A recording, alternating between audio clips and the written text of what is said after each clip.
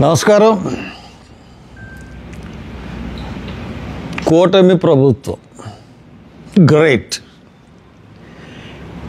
మీ మీద ఒక పిల్లు తయారు చేస్తూ ఉన్నాను.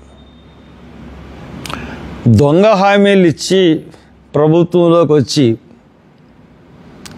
ఆ హామీల్ని అమలు చేయకపోతే ఆ ప్రభుత్వాన్ని రద్దు చేయాలని సుప్రీంకోర్టులో ఒక పిల్లు తయారు చేస్తూ ఉన్నారు. ఇది మోసం. మీరు చేస్తున్నది చాలా పెద్ద మోసం. సూపర్ 6 అన్నారు. సూపర్ 6లో ఒక పథకం గురించి మాజీ తెలుగుదేశం ప్రెసిడెంటు, ఇప్పుడు మినిస్టరు, ఆ పథకం చేపడితే ఆంధ్రప్రదేశ్ దివాలా తీస్తుందన్నాడు. మరి జగన్ ఎలాగ ఆ పథకాన్ని అమలు చేశాడు? ఆ పథకం ఏంటంటే రాష్ట్రంలోని మహిళలకు 19 సంవత్సరాలు దాటిన మహిళలకు నెలకి 1500 చొప్పున ఆర్థిక సాయం చేయాలి.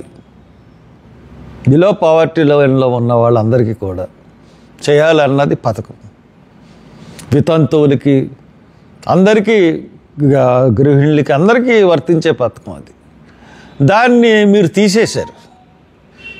తీసేసి సూపర్ 6లో మళ్ళీ దాన్నే ప్రకటించారు, అమలు చేయలేకపోయారు. నిరుద్యోగ భృతి అన్నారు. నిరుద్యోగ భృతి గురించి నిరుద్యోగ భృతి ఇచ్చేసాం అని అసెంబ్లీలో ప్రకటించారు చంద్రబాబు నాయుడు గారు. అయినా ఒక్క నిరుద్యోగికి ఆ భృతి రాలేదు. రైతులకి ఇదిగో వేస్తాం అదిగో వేస్తాం 1 ఇయర్ వేయలేదు. తల్లికి వందనం 1 ఇయర్ వేయలేదు. ఇప్పుడు ఎంత వేస్తున్నారు? జగన్ ఎంత వేసాడో జగన్ మీద విమర్శలు చేశారు. 13,000 వేస్తున్నాడని. మీరు కూడా 13,000 వేస్తున్నారు. కొన్ని చోట్ల ఒకే కుటుంబంలో ఉంటే కొంతమందికి ఇవ్వడం కూడా మీకు మనసు ఒప్పట్లేదు. తర్వాత 3 సిలిండర్లు. లాస్ట్ ఇయర్ 1 సిలిండర్ ఇచ్చారు. సంవత్సరం అయిపోయింది, 2 సిలిండర్లు ఇవ్వలేదు. మరి ఈ సంవత్సరం ఎంత ఇస్తారో తెలియదు. మరి ఇలాగా బస్సు అన్నారు. ఓ సంవత్సరం మీరు బస్సుని, ఉచిత బస్సు లేదు. ఇప్పుడు ఏదో ఆగస్టు 15 నుంచి పెడతా అంటున్నారు. మరి ఎంతవరకు చేస్తారో చూడాలి. ఇలాగా ప్రతి సూపర్ 6 ఏంటి అన్నిటిలోనూ మీరు మోసం చేసి ప్రజల్ని అధికారంలోకి వచ్చారు. అంతకుముందు కూడా రైతు రుణమాఫీ చేస్తామని అధికారంలోకి వచ్చారు. మీరు మోసం చేసి అధికారం దక్కించుకుంటున్నారు తప్పితే మీరు చేసిన హామీలు, మోసపూరితమైన హామీలని అమలు చేయడానికి మటుకు మీ దగ్గర సంపద సృష్టిస్తాం, మీరు ఎలా చేయగలరంటే సంపద సృష్టిస్తాం అని చెప్పి భూముల్ని కార్పొరేట్ సంస్థలకి ఫ్రీగా ఇచ్చేస్తున్నారు. ఎకరం 99 రూపాయలు, కోట్ల విలువ చేసే భూముల్ని. క్విడ్ ప్రో క్వో జరుగుతూ ఉంది. ఖచ్చితంగా మంత్రిమండలి సమావేశం అంటే ఎవడికో భూములు చెప్పేయడానికి. ఎంత దారుణమైన మీరు చేస్తూ ఉన్నారంటే. ఇంకోటి చేస్తుందంటే కక్షపూరిత ధోరణి. లాస్ట్ ప్రభుత్వం మీద ఉన్న ప్రతి ఒక్కరిని, ఎందుకంటే మీ ప్రభుత్వంలో ఉన్న మినిస్టర్లు కూడా అచ్చెన్నాయుడిని ఏంటి, మిమ్మల్ని ఏంటి, అందరినీ జైల్లో పెట్టడానికి ఉద్దేశంతో ఇక్కడ ఉన్న వీళ్ళు కూడా మీరు ప్రతి వాళ్ళని కూడా జైల్లో పెట్టేస్తూ ఉన్నారు.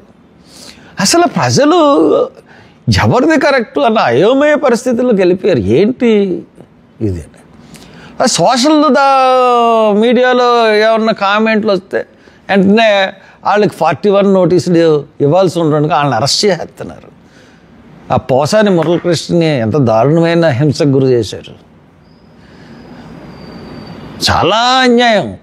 మీ టైంలో వాళ్ళ టైంలో కూడా మీరు అతను బీసీ, అతను గట్టిగా మాట్లాడుతూ ఉంటాడు, ఆయనకి ఏదో పదవి ఇచ్చారు. ఆయన కూడా ఇవి వైఎస్ఆర్సీపీ వాళ్ళు తీసుకెళ్ళిపోయారు.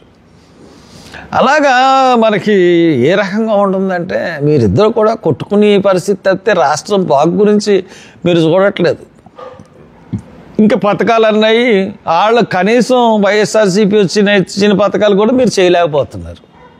అంటే అడ్మినిస్ట్రేషన్లో మీరు చాలా వీక్ అన్నది. సింగపూర్లో ఈవేళ నేను పేపర్లో చూశాను, సింగపూర్లో ఉద్యోగాలు రావడానికి కారణం నేనే అన్నారు. ఇంకా ఇటువంటి హైదరాబాదు న్యాయనే అంటాడు. ఆయన అన్నారు.